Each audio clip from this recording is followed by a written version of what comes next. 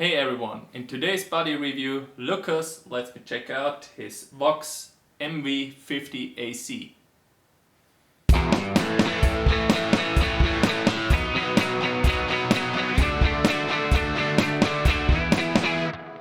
This one is a really interesting body review for me because back then when I got into getting a more powerful amp for playing with a band and for practice, I also did look at these kind of amps over here. The Nutube technology really, I thought it was a really cool idea and was curious how good it actually works. And yeah, Lukas, please tell me your experience with it. Yeah, I played this model in a local shop, and I was also interested in the Nutube technology, which is in the preamp section of this amp. And when I bought this one, there were I think the other models were the Rock and the Clean. Now there is the Boutique as well, and I think another model. So there are a couple of MV50 amp models out now. But I was looking for the AC specifically because I wanted the AC30 sound in a small package, which is obviously the case. Well, it's really tiny. I think it weighs about, I'm not sure, a little bit over a pound, so 500-600 grams, or yeah, less than a kilo. So it's really a lightweight. Really back friendly. Yeah, it's just, you can put it in a guitar case, which is pretty cool if you're taking it to a band rehearsal or a rehearsal space and you have your cabinet there. You just take this small thing with you.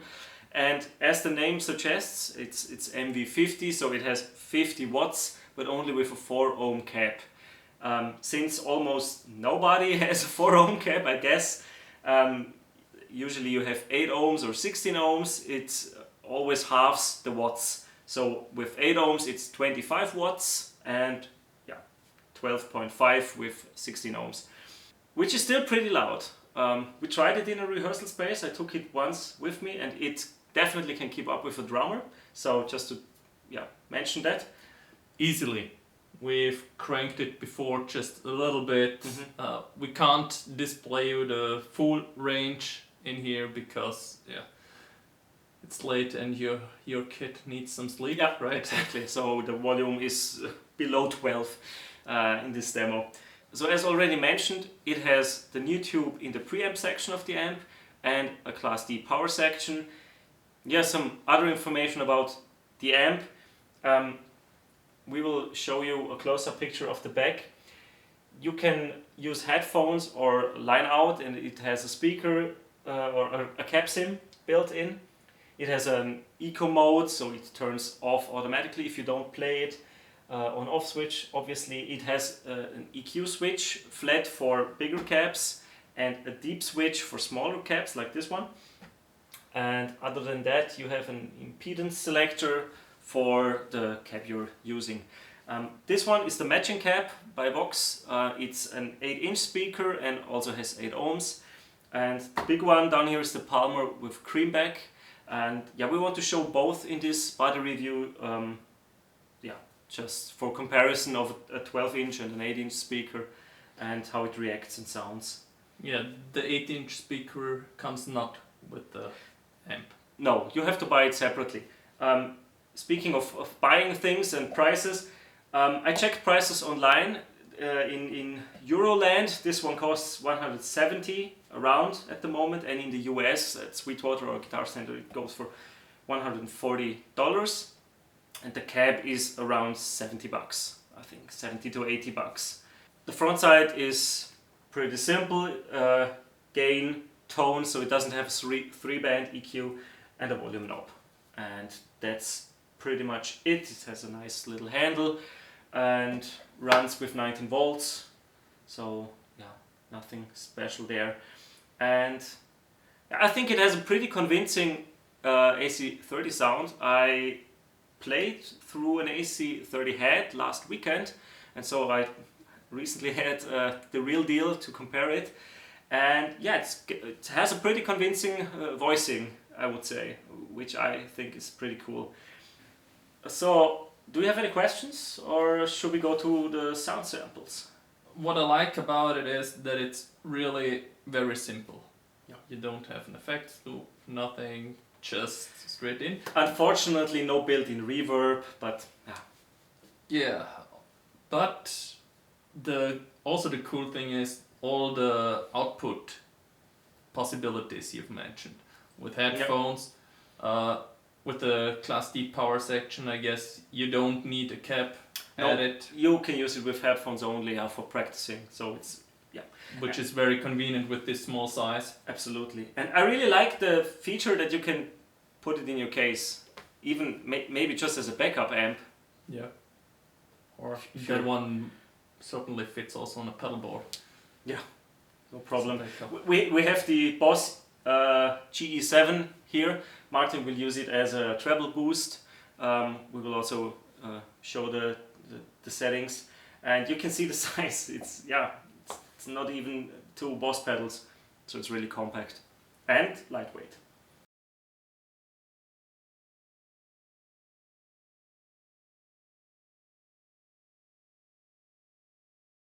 Lukas will adjust the settings for me just a little bit. I'm just playing a little bit blues. And yeah.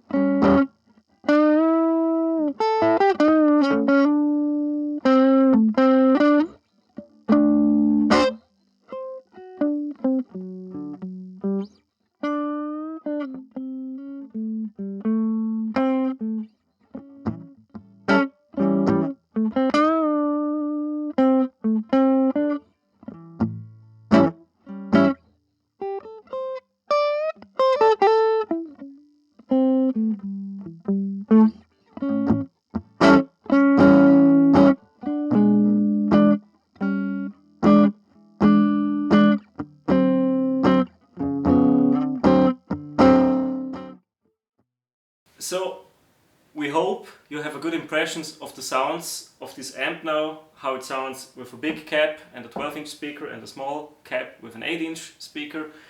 Since this is a body review, now it's time for your opinion, Martin. Did you like the sounds? I really enjoyed the sounds of the amp, obviously much more so with the larger cabinet.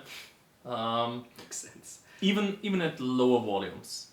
The small cabinet is just a little bit boxy.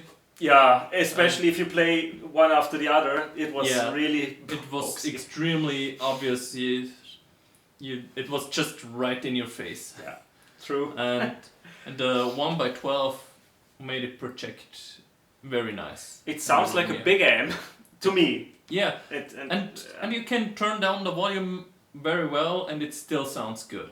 What do you think about the clean headroom? I really like it, and I think it's enough so you can still use it as a pedal platform. Yeah, I think so too. At least for boosts and slide overdrives. Definitely. Certainly. And if you set it to an edge of a breakup setting or slight crunch and you use an overdrive, it's getting nice sounds, I think. Yeah. And that's also one of the reasons why I didn't want the clean, because I read in reviews and tests that this also works as a pedal platform if you just turn the gain down. So, yeah. Yeah, but what we've noticed when you were adjusting the volume and the gain, you have to adjust the volume with the gain, very obviously. So the gain also drives the volume a lot. That's true, yeah. So you have to reduce the volume if you want to stay on the same volume in the room. Absolutely. Actually. So it's not like it's a master volume, you set it and then you just add the gain and it stays with the same volume. Yeah. That's not the case. I was turning both knobs in opposite directions, so it's a good volume in the room. If we would have to talk about negative things, I would say it's the lack of a 3-band EQ. It's just a tone knob. If you have an EQ pedal, of course it works. But if you don't have an EQ pedal, it's sort of limited to adjust the EQ. But then again, it lets you focus on the things that are important. Sure. And you're not turning knobs all the time and you're focusing on the playing. That's true. That's plenty fine on its own. True. You can have a lot of fun with it, just alone with the gain settings. Yeah. Because you can get into really nice rock territory very easily with it, and then you get back down to cleans like crunch and... But the typical VOX clean and not the Fender or Marshall clean, and that's what is really appealing to me.